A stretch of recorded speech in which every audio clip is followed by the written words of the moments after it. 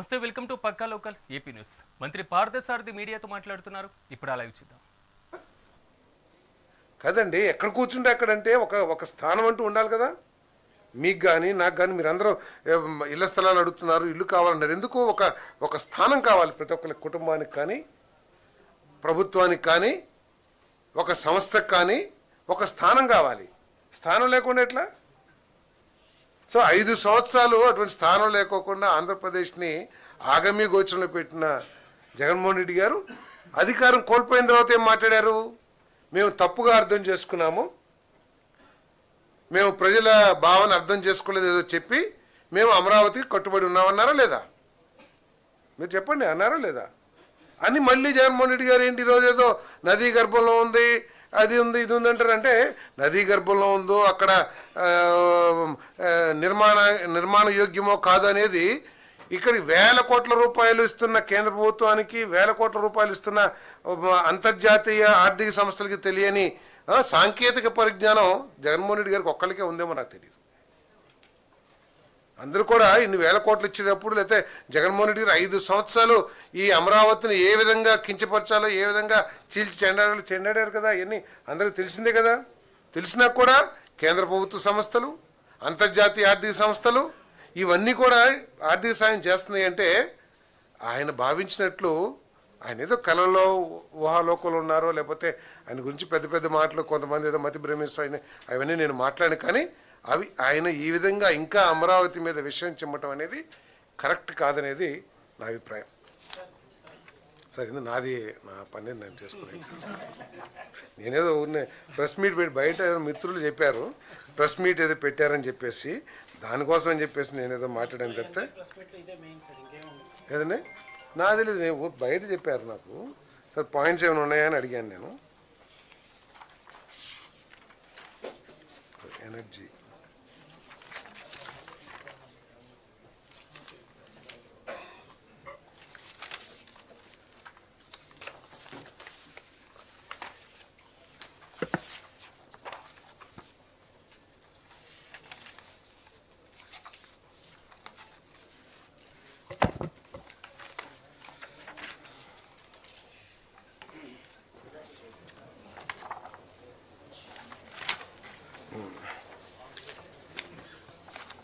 ఆయన ఇన్ని మాటలు మాట్లాడుతున్న వైఎస్ఆర్ కాంగ్రెస్ పార్టీ నాయకులు కానీ, జగన్మోహన్ రెడ్డి గారు కానీ సమాధానం చెప్పాల.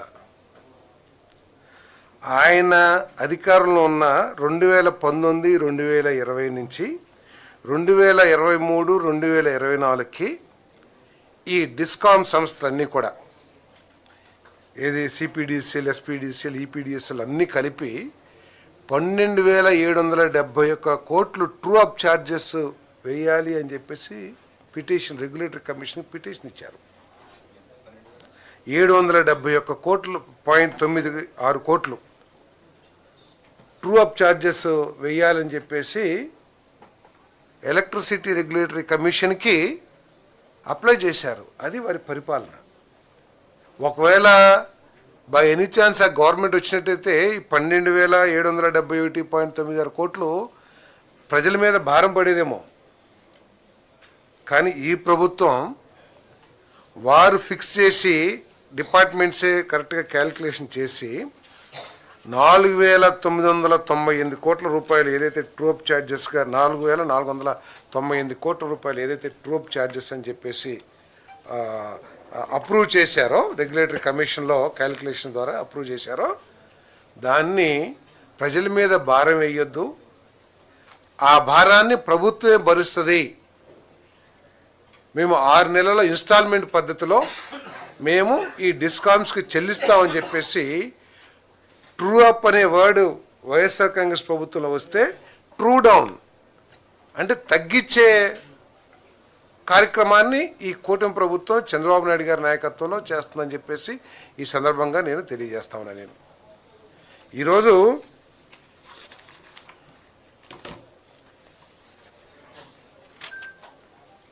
వారు 9 సార్లు కరెంట్ ఛార్జీలు ఏం చెప్పారు? 2019లో మేము అధికారంలోకి వస్తే విద్యుత్ ఛార్జీలు పెంచమని చెప్పిన వైఎస్ఆర్ కాంగ్రెస్ పార్టీ 9 సార్లు కరెంటు విద్యుత్ ఛార్జీలు పెంచిన విషయం మీ అందరూ కూడా తెలిసిందే.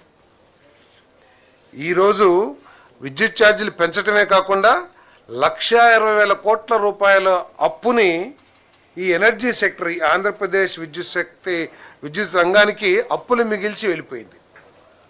ఈ అప్పుల్ని తీర్చుకుంటూ మేము ఈ 18 నెలల కాలంలో 39 పైసల్ని మార్చి కల్లా 39 పైసల్ని తగ్గించే కార్యక్రమం చేస్తున్నామని చెప్పేసి మనం చేస్తాను. నేను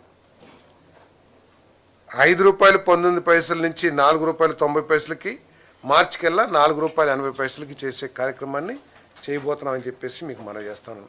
ఇదంతా ఏంటి? ఎఫిషియన్సీని పెంచుకోవటం ద్వారా, పరిపాలన అనుభవంతో దుర్వినియోగం లేకపోతే దోపిడీలు ఇవన్నీ కూడా అరికట్టేసి ఈ ధరను తగ్గించి భారం తగ్గించాలని చెప్పేసి తగ్గించాలని చెప్పి కాదు, తగ్గించేసినాం. ఇప్పటికే ₹4.90 తగ్గింది, 13 పైసలు మొన్న మేము తగ్గించి బిల్లింగ్ చేశాం.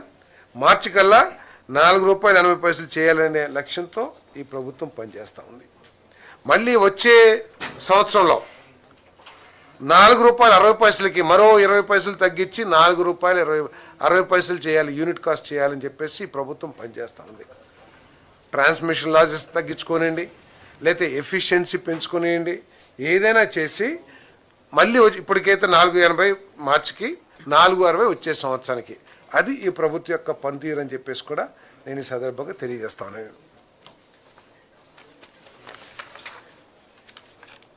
మరి దానికి కూడా ఈరోజు ఏదైతే పెట్టారో దాని క్యాబినెట్ అప్రూవ్ చేసిందని చెప్పేసి మనం చేస్తాం. ఏదైతే ట్రూ అప్ ఛార్జెస్ ఏదైతే పెట్టారో అది ప్రభుత్వమే తీసుకునే విధంగా ఏదైతే ప్రతిపాదన చేశారో దాన్ని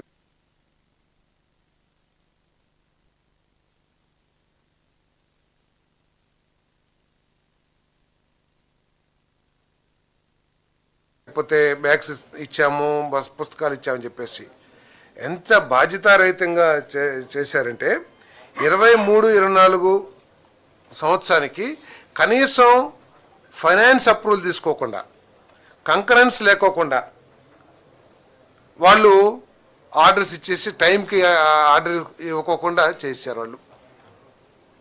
దాన్ని ఈరోజు ఈ ప్రభుత్వం, ఎందుకంటే తప్పని పరిస్థితి మనం ఆ జూన్లో అధికారంలోకి వచ్చాము, అధికారంలోకి వచ్చినాక విద్యా సంవత్సరం ప్రారంభమవుతుంది కాబట్టి సమయం లేకపోవటం మూలంగా అప్పటికప్పుడు వాళ్ళు ఇచ్చిన ఆర్డర్స్ ఏదైతే ఉన్నాయో ఆ క్వాలిటీ అన్నీ చెక్ చేసి ఆ బ్యాగ్స్ కానివ్వండి, ఆ కిట్స్ అన్ని కానీ తీసి వాటికి సరఫరా ఇవ్వటం జరిగింది.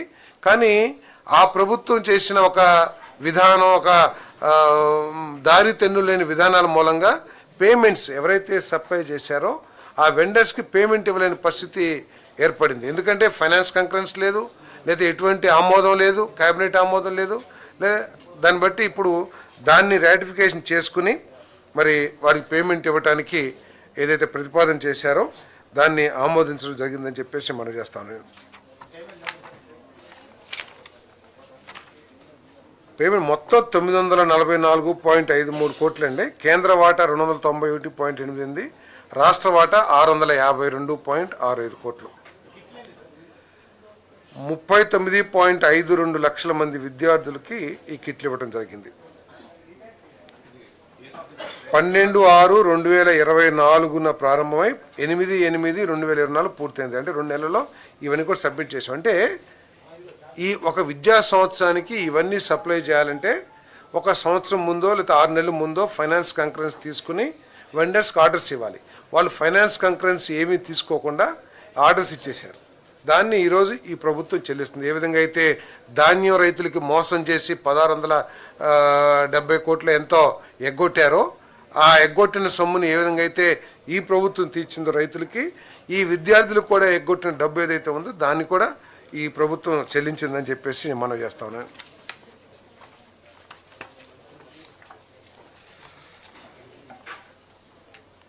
ఆంధ్రప్రదేశ్ లాజిస్టిక్స్ ఇన్ఫ్రాస్ట్రక్చర్ కార్పొరేషన్ను సమగ్ర లాజిస్టిక్స్ ఇన్ఫ్రాస్ట్రక్చర్ హోల్డింగ్ కంపెనీగా ఏర్పాటు చేయడానికి ఆమోదం తెలిపింది. క్యాబినెట్ ఆమోదించడం జరిగింది. ఏంటంటే ఈ లాజిస్టిక్ కాస్ట్ చాలా పెరిగిపోతూ ఉంది. మన రాష్ట్రంలో సీ కోస్ట్ ఉన్నాయి, తర్వాత కెనాల్స్ ఉన్నాయి, తర్వాత రోడ్స్ కూడా దాదాపు 10,000 కిలోమీటర్లు ఎంతో రోడ్స్ కూడా ఉండడం. గుంటూరు సభలో ముఖ్యమంత్రి చంద్రబాబు మాట్లాడుతున్నారు. ఇప్పుడు అలా చూద్దాం. దగ్గర 3,40,00,000 మంది మార్కెట్ ఉన్నారు. మీరు తయారు చేసిన వస్తువులు మీరు తిన్నా, మీరు వాడిన 3,40,00,000 మార్కెట్. మనం బాగా చేయగలిగితే, క్వాలిటీ చేయగలిగితే, అది అమ్మగలిగితే ఒకసారి ఊహించుకోండి. అక్కడి నుంచి షాపింగ్ మాల్స్లో పెట్టగలిగితే, ఆన్లైన్లో పెట్టగలిగితే ఎంత మార్కెట్ క్రియేట్ చేయగలుగుతా ఒక్కసారి ఆలోచించుకోవాల్సిన అవసరం ఉంది. మీ శక్తి మీకు తెలియదు కానీ మీ శక్తి నాకు తెలుసు. నా ఆడబిడ్డల శక్తి నాకు తెలుసు.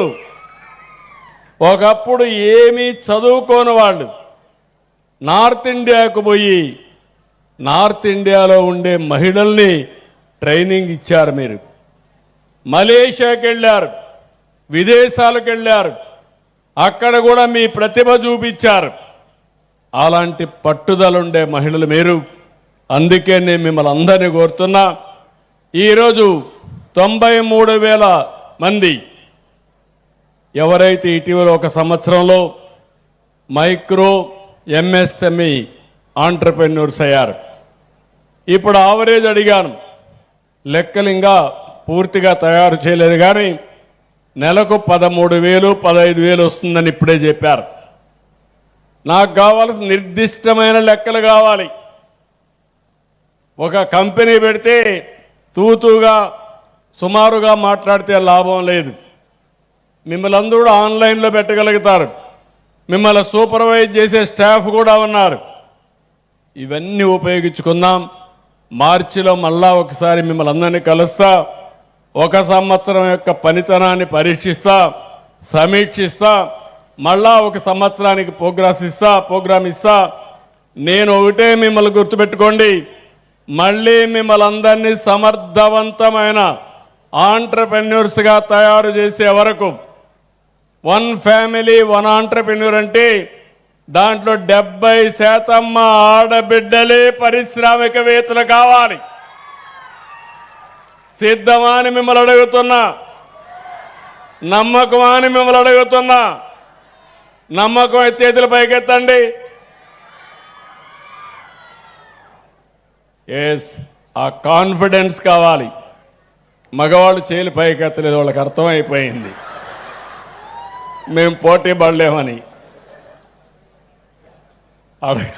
అడగలేదు, అది కూడా ఉండొచ్చు. మీ దగ్గర డబ్బులు కూడా లేవు, ఆర్గనైజేషన్ లేదు, అందుకే మిమ్మల్ని అడగలేదు.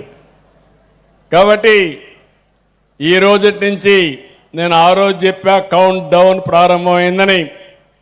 ఇప్పుడు ముగ్గురికి కూడా బాధ్యత ఇచ్చా. నేను ఒక్కడనే చేయాలనుకున్నాను కానీ ఇప్పుడు ముగ్గురికి బాధ్యత ఇచ్చా. కేంద్ర మంత్రిగా చంద్రశేఖర్ గారు లీడ్ చేస్తారు, వీళ్ళిద్దరు కూడా ఫాలో అవుతారు.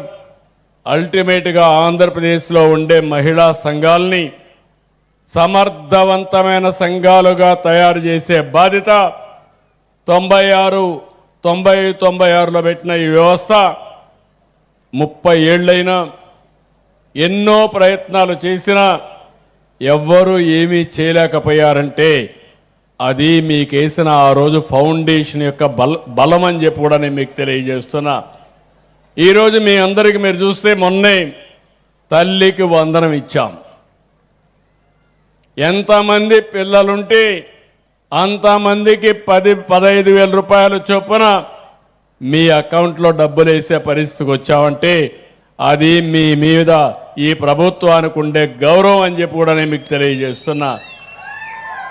రెండోది, ఏదైతే అందరికి కూడా ఒకప్పుడు నేనే ఇచ్చాను, మీకు గ్యాస్ కనెక్షన్లు ఇచ్చాను. కట్టెల పొయ్యిలో మీరు కష్టపడతా ఉంటే మిమ్మల్ని చూసిన తర్వాత బాధ కలిగి మా తల్లి పడిన బాధ మిమ్మల్ని మా ఆడబిడ్డల్లో చూడకూడదని ఆ రోజే నేను గ్యాస్ స్టవ్లంతా మీకు అందరికి ఇచ్చే సిలిండర్లు ఇచ్చా.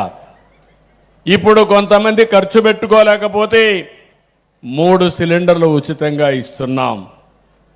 దేశంలో ఎక్కడా లేని విధంగా చేశాం. నిన్న మొన్న మీరు చూస్తే ఒక సంవత్సరం నుంచి స్త్రీ శక్తి, ఉచిత ప్రయాణ సౌకర్యం. ఈరోజు ఇక్కడ వచ్చిన ఆడబిడ్డలందరూ దర్జాగా ఫ్రీగా ఆర్టీసీ బస్ ఎక్కి ఇక్కడికి రాగలిగారు. మీరు ఎక్కడికి పోవాలన్నా ఫ్రీగా తిరిగే స్వేచ్ఛ మీకు వచ్చింది. ఎక్కడన్నా ఒక పని చేసుకొని రావాలన్నా, లేకపోతే ఇంకొక పక్కన ఒక దేవాలయానికి పోవాలన్నా, మసీదుకు పోవాలన్నా, లేకుంటే మీ తల్లిని చూడాలన్నా, లేకుంటే మీరు స్వేచ్ఛగా ఎక్కడికి పోవాలన్నా తిరిగే స్వేచ్ఛనిచ్చాం. ఇప్పుడు నేను ఆలోచించేది, ఇవన్నీ కూడా మీ గౌరవాన్ని పెంచుతాయి, మీ అవసరాలు కొంతవరకు తీరుస్తాయి, మీ ఇబ్బందులు తొలగిస్తాయి. ఇంకా సమాజంలో మీకు ప్రత్యేకమైన గుర్తింపు రావాలంటే మీరు 10 రూపాయలు వేరే వాళ్ళకి ఇచ్చే స్థాయికి మీరు ఎదగాలి. అందుకే 1 ఫ్యామిలీ 1 ఆంటర్‌ప్రెన్యూర్ అంటున్నా. ప్రతి నెల నేను మీటింగ్ పెట్టుకుంటా, స్పష్టమైన ఆదేశాలు ఇస్తా. నేను కూడా 3 నెలలకు ఒకసారి మిమ్మల్ని కలుస్తా, కలిసి ఏం చేశామో చెప్తాం. అల్టిమేట్గా మీరు గుర్తుపెట్టుకోవాల్సింది, ఏదైనా సాధ్యమే. ఒకప్పుడు మన దగ్గర సెల్ ఫోన్ లేదు, ఇప్పుడు సెల్ ఫోన్లు మామూలు అయిపోయినాయి. ఉన్నాయా లేదు సెల్ ఫోన్లు? అందరికీ సెల్ ఫోన్ ఉండేవాడు చేలు పైకి ఎత్తండి, సెల్ ఫోన్లు చూపేయండి. అందరికీ సెల్ ఫోన్లు ఉన్నాయి. ఇప్పుడు నేను కూడా ముందు మారికి కాకుండా అన్ని పనులు ఆన్లైన్లో చేసేస్తున్నా. మీరు ఏ ఆఫీసుకు పోయే పని లేదు. మన మిత్ర ఒక్కసారి కొట్టి మీకు ఏం కావాలని చెప్తే మీ పనులన్నీ అయిపోతాయి. బస్ స్టేషన్లో బస్ టికెట్ బుక్ చేసుకోవాలన్నా ఇప్పుడు మీకు అది కూడా అవసరం లేదు. నేరుగా బస్ ఎక్కి దర్జాగా వెళ్ళిపోవచ్చు.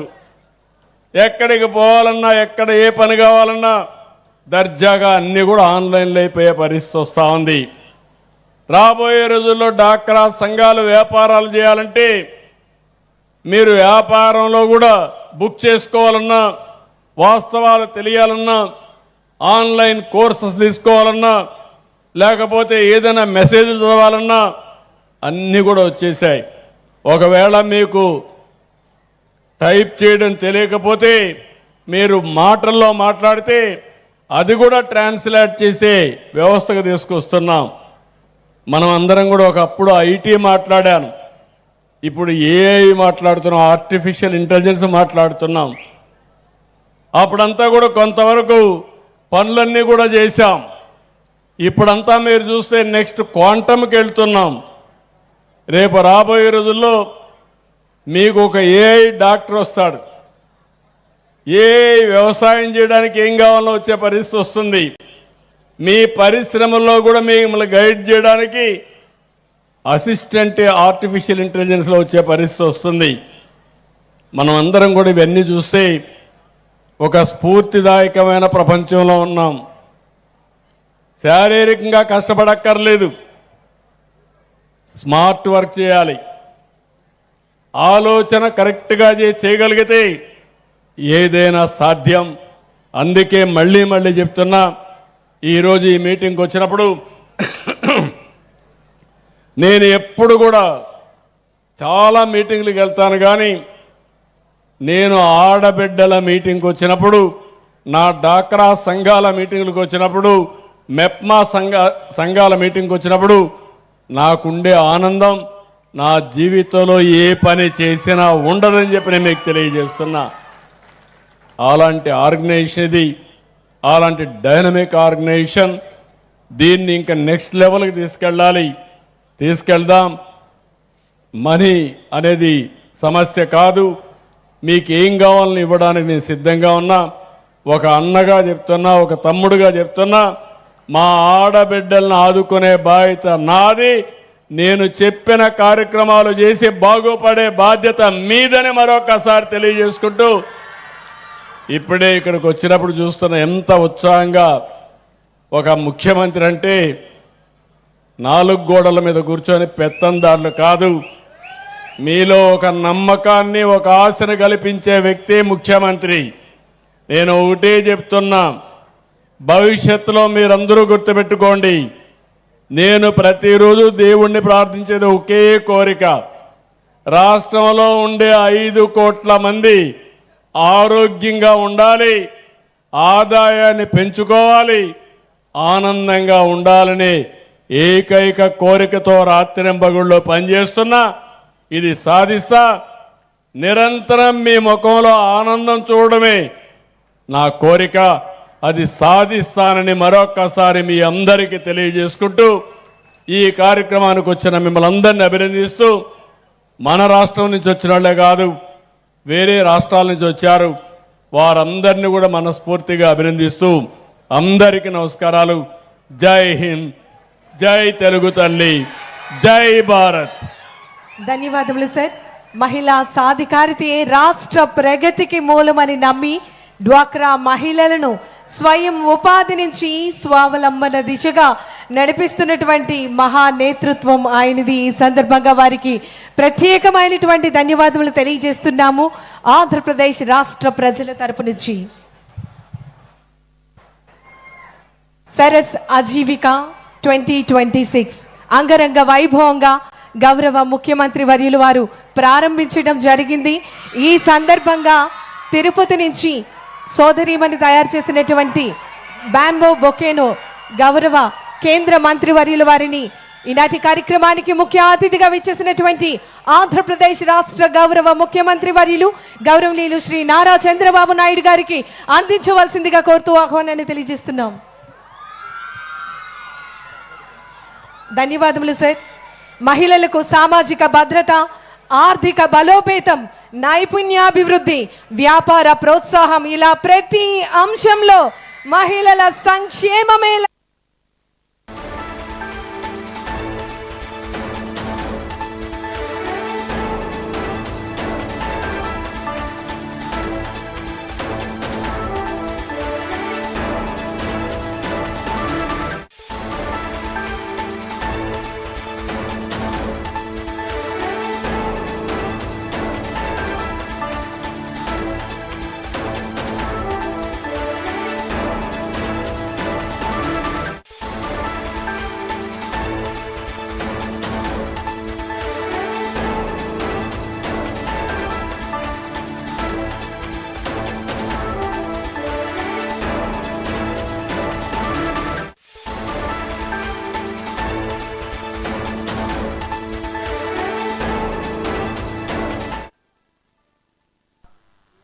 బ్రేకింగ్ న్యూస్ చూస్తున్నాం. అంబేద్కర్ కోనసీమ జిల్లా కామనగరువు గ్రామ సభలో గందరగోళం నెలకొంది. గ్రామస్తుల మధ్య జరిగినటువంటి దాడిలో సర్పంచ్ భర్తకు తలకు గాయాలయ్యాయి. గ్రామ పంచాయతీని మున్సిపాలిటీలో కలపొద్దంటూ గ్రామస్తులు ఆగ్రహం వ్యక్తం చేశారు. మరికొందరు మున్సిపాలిటీలో కలపాలంటూ గొడవకు దిగారు. సభ జరుగుతుండగా గ్రామస్తులు రెండుగా చీలిపోయి పరస్పరం దాడులు చేసుకున్నారు. కొట్లాటలో గ్రామ సర్పంచ్ అరుణ భర్త చంద్రశేఖర్ తలకు గాయాలవ్వడంతో పోలీసులు చేరుకొని హాస్పిటల్కు తరలించారు.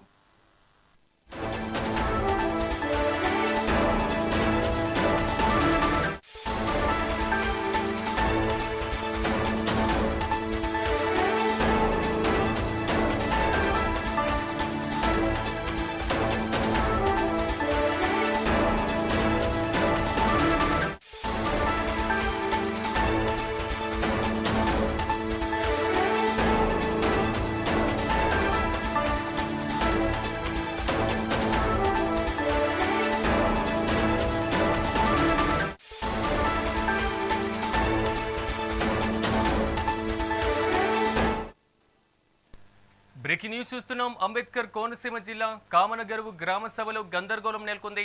గ్రామస్తుల మధ్య జరిగిన దాడిలో సర్పంచ్ భర్త తలకు గాయాలయ్యాయి. ఇక గ్రామ పంచాయతీని మున్సిపాలిటీలో కలపొద్దంటూ గ్రామస్తులు ఆగ్రహం వ్యక్తం చేశారు. మరికొందరు మున్సిపాలిటీలో కలపాలంటూ గొడవకు దిగారు. సభ జరుగుతుండగా గ్రామస్తులు రెండుగా చీలిపోయి పరస్పరం దాడులు చేసుకున్నారు. కొట్లాటలో గ్రామ సర్పంచ్ అరుణ భర్త చంద్రశేఖర్ తలకు గాయాలవ్వడంతో పోలీసులు చేరుకొని హాస్పిటల్కు తరలించారు.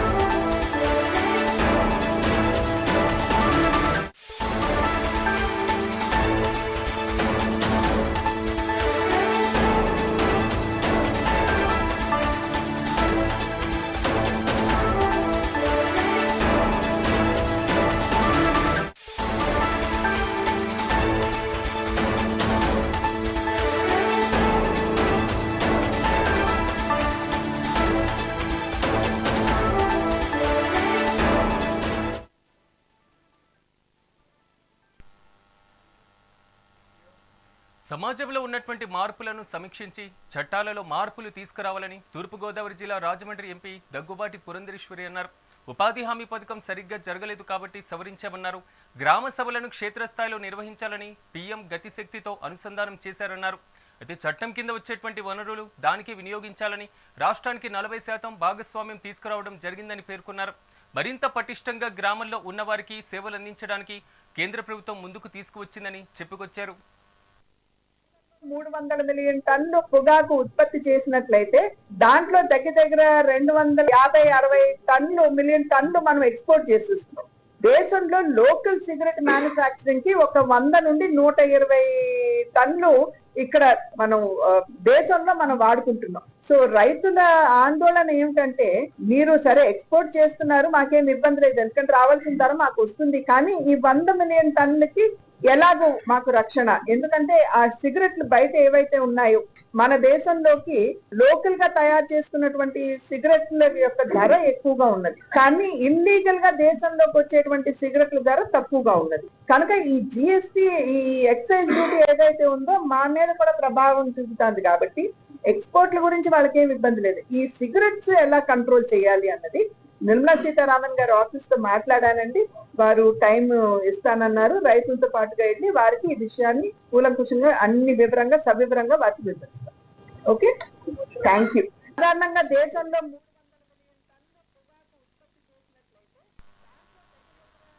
Tirupati Janasena party incharge Kiran Royal YCP నేత భూమన కరుణాకర్ రెడ్డిపై తీవ్రస్థాయిలో ఆరోపణలు గుప్పించారు. తిరుమలకు మద్యం బాటిళ్లు పంపించినటువంటి ఘటన వెనుక భూమన కరుణాకర్ రెడ్డి ఉన్నారని ఆరోపించారు. మద్యం బాటిళ్ల వ్యవహారంలో అరెస్ట్ అయినటువంటి వ్యక్తి కోటి, అదేవిధంగా భూమన అనుచరుడేనని చెప్పుకొచ్చారు. ఈ కేసులో భూమన కరుణాకర్ రెడ్డిని వెంటనే అరెస్టు చేయాలని ఆయన డిమాండ్ చేశారు. హిందూ దేవతల పట్ల భూమన చిన్నచూపు చూపించారని విమర్శలు గుప్పించారు. అయితే వైసీపీ పాలనలో నాగరాజరెడ్డి తిరుమలలో మద్యం బాటిళ్లకు ముద్దులు పెట్టినటువంటి ఘటనను గుర్తు చేశారు. హిందూ సామ్రాజ్యానికి రారాజు జగన్ అని చెప్పి మాట్లాడతారు. ఇది ఏమని అడుగుతున్నా ఈరోజు మిమ్మల్ని. మనం చూసుంటాం 5-6 రోజుల క్రితం తిరుమలలో కౌస్తభం గెస్ట్ హౌస్ దగ్గర మద్యం సీసాలు తీసుకెళ్ళి, మద్యం సీసాలు, మా ప్రభుత్వంలో మద్యం బాగుంటుంది తెలుసు, తాగి సీసాలు తీసుకెళ్ళి పైన కౌస్తభం గెస్ట్ హౌస్ దగ్గర వేస్తున్న సీసీ ఫుటేజ్ ఇది. తిరుమల వైఎస్ఆర్ పార్టీకి సంబంధించిన నాయకుడిది, కరుణాకర్ రెడ్డి గారి భూమన కరుణాకర్ రెడ్డి ప్రేషిష్యుడు కారు అది. అక్కడ మద్యం బాటలు వేయడం, అక్కడి నుంచి మళ్ళీ వెళ్ళిపోవడం, అక్కడి నుంచి మళ్ళీ వెంటనే సాక్షి రిపోర్టర్ ఫోన్ చేయడం, ఆ తిరుమలలో ఉన్న సాక్షి కెమెరామెన్ ఫోన్ చేయడం, అతను దాన్ని ఫోటోలు వీడియోలు తీసి వెంటనే వైరల్ సోషల్ మీడియాలో పెట్టడం. దానికి గంటకంతా హిందూ సామ్రాజ్య మహారాజైన కరుణాకర్ రెడ్డి గారు ప్రెస్ మీట్ పెట్టి అయ్యో ఎంత అపచారం, తిరుమలలో మద్యమా, ఆ మద్యం బాటలు పంపించింది మీరు, మళ్ళీ అపచారం, ఎంత పాపం, ఎంత పాపం. ఆయన తెలీదా నటన, ఆయన తెలీదా ఎవరు పంపించారు బాటలో? మొత్తం తాగుబోతులని చుట్టుపక్కల ఉన్నారు. మొన్న భూదేవి కాంప్లెక్స్ మద్యం బాటలు, అది వీళ్ళ పనే. తిరుమలలో మద్యం బాటలు వీళ్ళ పనే. ఒకడు ప్రెస్ క్లబ్ కింద తాగి ఊగుతాడు, కక్కుతాడు, వాడు మీ అనుచరుడే. కొండపైన మటన్ చికెన్ తినే వాళ్ళకి మీరే సప్లై చేస్తారు, అది మీ మనుషులే. మొన్న శనేశ్వరం విగ్రహం తీసుకెళ్ళి పడేసి అది కూడా మీరే చేశారు. ఇన్ని మీరు చేసి మా మీద మాట్లాడితే, ఇది గుర్తుందో లేదో కరుణాకర్ రెడ్డి గారు గుర్తు చేస్తున్నాం ఒకసారి. ఈ ఫోటో, ఈయన పేరు నాగరాజరెడ్డి, తిరుమల వైఎస్ఆర్ కాంగ్రెస్ పార్టీ నాయకులు. ఈయన వీళ్ళ ప్రభుత్వంలో మందుకు ముద్దెట్టుతున్నాడు. చూడండి, తిరుమలలో ఎవరైనా లడ్డు ముద్దు పెట్టుకుంటారు కొండపైన, ఈయన మందుకే బాటలకు ముద్దు పెడుతున్నాడు. చూడండి, ఆ చూసే చూపులు చూడండి. చూడండి, ఈయన ఎవరు అందరికీ తెలుసు. ఇలాంటి పనులు మేము చేయలేదే. హిందూ కడప జిల్లా తెలుగుదేశం పార్టీ అధ్యక్షుడు భూపేష్ రెడ్డి వైసీపీ వైఖరిపైన మండిపడ్డారు. వైసీపీ అసత్యాలను ప్రచారం చేస్తుందని ఆగ్రహం వ్యక్తం చేశారు. ఈ సందర్భంగా జమ్మలమడుగులోని తెలుగుదేశం పార్టీ కార్యాలయంలో ఏర్పాటు చేసినటువంటి సమావేశంలో ఆయన పాల్గొన్నారు. ముఖ్యమంత్రి రేవంత్ రెడ్డి తెలంగాణ రాష్ట్రంలో చేసినటువంటి వ్యాఖ్యలపైన వైసీపీ తీరు సరికాదన్నారు. చంద్రబాబు నాయుడు రాయలసీమపైన చిత్తశుద్ధి ఉన్నటువంటి నాయకుడని చెప్పుకొచ్చారు. పులివెందులకు సైతం నీరిచ్చినటువంటి ఘనత చంద్రబాబుదేనని ఆయన పేర్కొన్నారు. రాయలసీమ ఎత్తిపోతల పథకం వైకాపా ధనదాహంతో నిర్మాణాన్ని మొదలుపెట్టిందన్నారు. వైఎస్ఆర్సీపీ ప్రభుత్వం పాలన సాగించింది. అందరికీ, ప్రజలకు, రాయలసీమ ప్రజలకు, పెద్ద మనుషులకు అందరికీ తెలియాల్సిన విషయం ఏంటంటే, 19లో రాయలసీమ ఎత్తిపోతల పథకం అవగాహన లేకుండా ఒక ధనదాహంతో చేపట్టిన ప్రాజెక్ట్ అది. ఈరోజు green tribunal, national green tribunal మొదలుపెట్టిన 15 రోజులకే ఆపమని చెప్పడం జరిగింది. ఒక అవగాహన లేకోకుండా ఆల్రెడీ మనకు GNSS, SRBC, Pothireddypadu head regulator ద్వారా మనకు ఈరోజు అవుకు లేకపోతే గండికోట అన్ని చెరువులకు ఈరోజు నీళ్లు నింపుకున్నామంటే పోతిరెడ్డిపాడు హెడ్ రెగ్యులేటర్ ద్వారా మనల్ని గ్రావిటీ ద్వారా నీళ్లు తీసుకొని ఈరోజు డ్యాములకు కానీ చెరువులకు కానీ ఈరోజు హెచ్ఎన్ఎస్ఎస్ ద్వారా కూడా కుప్పానికి కూడా నీళ్లు తీసుకొని పోయి ఈరోజు గతంలో వాళ్ళు చేసినట్టు జిమ్మిక్కులు చేయలే. కేవలం బిల్లుల కోసమో నీళ్లు ఇచ్చినామని చెప్పి టెంపరీగా గేట్లు పెట్టి ట్యాంకర్లతో నీళ్లు దోలి ఈ విధంగా ప్రజలను మోసం చేసి మభ్యపెట్టి రాజకీయాలు మేము చేయలే. 19-24 మధ్య వైఎస్ఆర్సీపీ ప్రభుత్వం పాలన